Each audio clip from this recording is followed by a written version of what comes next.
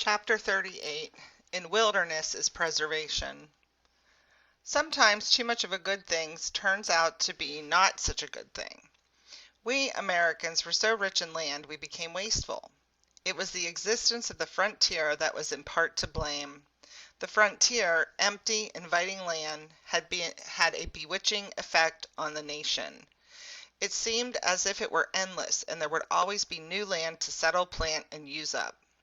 Thomas Jefferson thought America had a land with room enough for our descendants to the 100th and 1000th generation. After 1890, most people knew that was not so. In 1890, the U.S. Census Bureau said there was no more frontier. That was a shock. What did it mean? It meant that the great stretches of habitable, empty land were gone. The country was filling up. The frontier had been what is called a mixed blessing. It made hard work, cooperation, and resourcefulness important American traits. On a frontier, it is what you can do, not who you are, that people care about. The frontier made America more democratic. But that frontier also made us wasteful, and it wasn't only land we wasted. By 1890, the passenger pigeon was extinct. The endless herds of buffalo were being moved down and would soon be gone. Millions of acres of towering ancient trees were gone or going, and mining was leaving mountainsides ravished and barren. A few citizens, a very few, began to talk of ways to preserve the land. One of them was John Muir.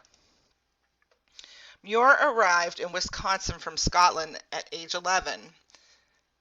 His new neighbors soon realized that he was a genius. It was his inventions that most impressed them. He invented a field thermometer so sensitive that it registered the heat of an approaching person or animal.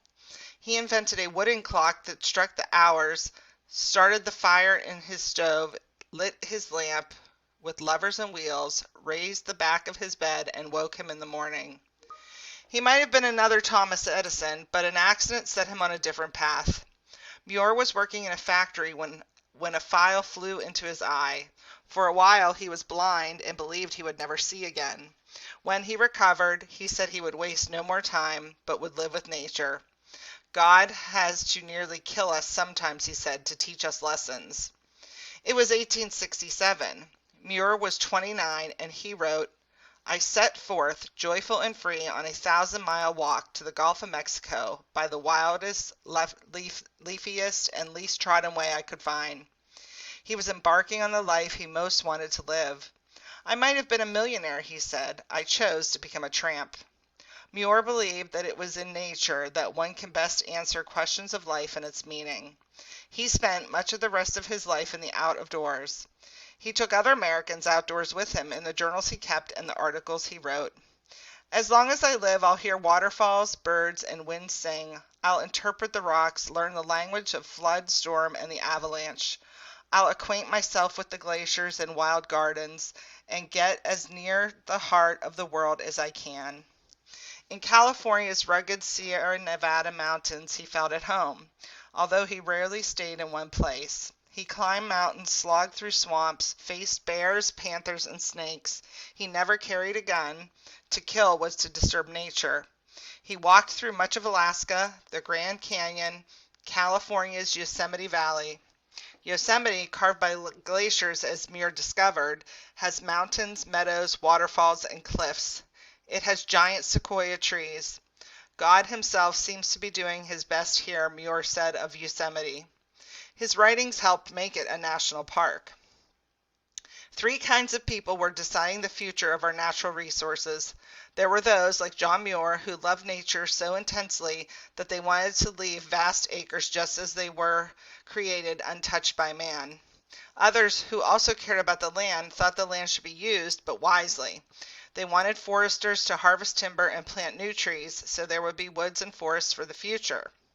But others seemed to care only about using land and lumber to make money. A congressman in that last group voted against a conservation bill. Not one penny for scenery, he said. Many people agreed with him. John Muir was alarmed. America's timberland was rapidly disappearing. Using a scientist's eye and a poet's tongue, he began to convince America that trees and birds and animals were too precious to destroy. Thousands of tired, nerve-shaken, over-civilized people are beginning to find out that going to the mountains is going home, that wilderness is a necessity, and that mountain parks and reservations are useful not only as fountains of timber and irrigation, but also as fountains of life. Muir also said, "It took more than 3,000 years to make some of the trees that are still waving and singing in the mighty forests of the Sierra. Any fool can destroy trees, they cannot run away." John Muir believed that all the world is interrelated. When we try to pick out anything by itself, he wrote, we find it hitched to everything else in the universe. Please take some time to go back through this chapter and look at the maps and the photographs that are here.